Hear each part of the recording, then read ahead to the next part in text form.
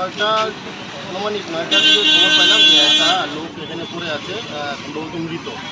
এই নেকমি সেলুনের মালিকই জানালো। তো উনি বললেন যে ওর লোকটা এখানে প্রায় ঘুমাতো, মন্দিরের সামনে ভিক্ষা বাণিজ্য করতো, থাকতো, এইভাবে চলতো। হ্যাঁ, প্রায় সময় এখানে ঘুমাতো।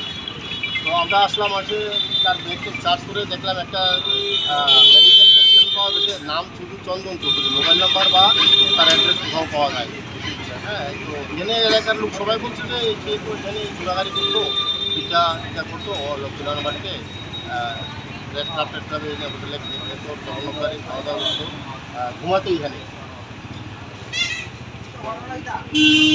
তো ওটা মেডিকেল প্রেসক্রিপশন দেখে বোঝা গেছে যে ওটা দীর্ঘদিন থেকে অসুস্থ।